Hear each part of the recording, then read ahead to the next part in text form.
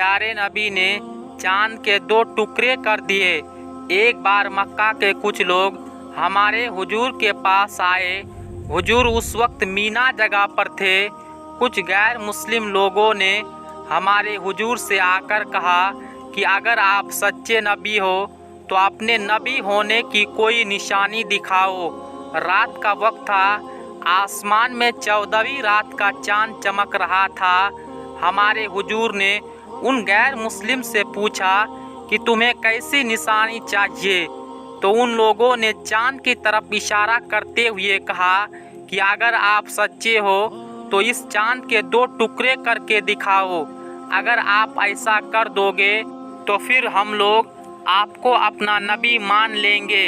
वह गैर मुस्लिम ये सवाल करके बहुत खुश थे कि आज तो मोहम्मद अपनी हार मान जाएंगे और फिर खुद को नबी कहना छोड़ देंगे, और हम इस बात को लेकर उन्हें लोगों में बदनाम करेंगे कि हमने एक चीज़ का मुतालबा किया और वह उसे पूरा ना कर पाए, तो फिर वह कैसे नबी है।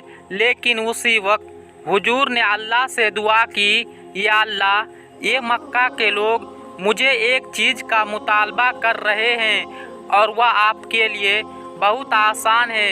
अल्लाह ने उसी वक्त हमारे हुजूर की तरफ एक फरिश्ते को भेजकर कहा कि ऐ मेरे नबी, आप चांद की तरफ अपनी उंगलियां से इशारा करें और फिर देखें कैसे इस चांद के 2 टुकड़े होते हैं।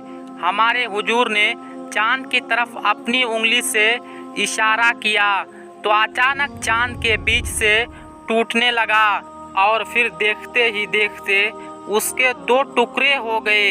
एक टुकड़ा उत्तर की तरफ चला गया और दूसरा दक्षिण की तरफ। ये देखकर मक्का के लोग कहने लगे कि मोहम्मद ने तो चांद पर भी जादू कर दिया।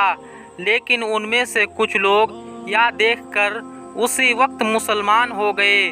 उस वक्त हिंदुस्तान में एक राजा था जिसका नाम मालीबार था। उस रात को वो राजा अपने महल की छत पर टहल रहा था। तभी उसकी नज़र चांद के 2 टुकड़ों पर पड़ी तो वह हैरान रह गया और लोगों से मालूम किया कि ऐसा क्यों हुआ था, तो उसे कोई सही खबर ना दे सका।